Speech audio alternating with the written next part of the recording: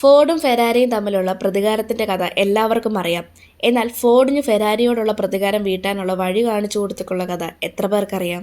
1966 നടന്ന ലേമാൻസിൽ 24 മണിക്കൂർ auto sports മത്സരത്തിൽ നിന്നാണ് ഷെൽബി വേഴ്സസ് ഫെരാരി എന്ന പ്രശസ്തമായ കഥ ആരംഭിക്കുന്നത്. ഫോർഡ് എന്ന അമേരിക്കൻ കമ്പനി ഇറ്റലിയിലെ ഫെരാരിയെ തോൽപ്പിക്കണമെന്ന ലക്ഷ്യത്തോടെ ഒരു സൂപ്പർ കാർ നിർമ്മിക്കാൻ തീരുമാനിച്ചു. കാരണം ഫെരാരി തുടർച്ചയായി ലേമാൻസ് റേസിംഗിൽ ജയിച്ചിരുന്നു. അതിനാൽ ഫോർഡ് അവരെ വാങ്ങാൻ തീരുമാനിച്ചു. പക്ഷേ എൻസോ ഫെരാരി ഫോർഡിനെ ആക്ഷേപിച്ചു വിടുകയാണ് ചെയ്തത്. അങ്ങനെ ഫോർഡ് അവരെ ട്രാക്കിൽ തോൽപ്പിക്കണമെന്ന് തീരുമാനിച്ചു. ഇതിനുശേഷം ഫോർഡ് കെറോൾ ഷെൽബി എന്ന ഒരു പഴയ റേസ് ചാമ്പ്യനെയും കാർ നിർമ്മാതാവിനെയും സമീപിച്ചു. ഷെൽബി അതിനായി പുതിയൊരു കാർ നിർമ്മിച്ചു. അതാണ് ഫോർഡ് GT40. ശേഷം ഈ കാർ ഓടിക്കാൻ വേണ്ടി കെൻ മൈൽസ് എന്ന ഒരു കഴിവുള്ള ഡ്രൈവറിനെ തിരഞ്ഞെടുത്തു. അങ്ങനെ കഠിനമായ പരീക്ഷണങ്ങൾക്ക് ശേഷം അവർ 1966 ലേമാൻസിൽ പങ്കെടുത്തു. ഷെൽബിയുടെ ടീം 3 കാറുകൾ കൊണ്ടുപോയി. ഫെരാരിയും പങ്കെടുത്തു. ഒടുവിൽ ഫോർഡിന്റെ 3 കാറുകളും ഒന്നിച്ച് അവസാന ലൈനിലെത്തി. കെൻ മൈൽസ് ആണ് യഥാർത്ഥത്തിൽ ആ മത്സരത്തിൽ മുൻപിലുണ്ടായിരുന്നത്. പക്ഷേ ഫോർഡ് കമ്പനി അതൊരു പരസ്യ വിജയമാക്കാൻ വേണ്ടി 3 കാറുകളും ഒരേ സമയത്ത് ഫിനിഷ് ചെയ്യണമെന്ന് പറഞ്ഞു. ഫോർഡ് ഡ്രൈവറായ മൈൽസ് ആയിരുന്നു ആദ്യം മുന്നിലുണ്ടായിരുന്നത്.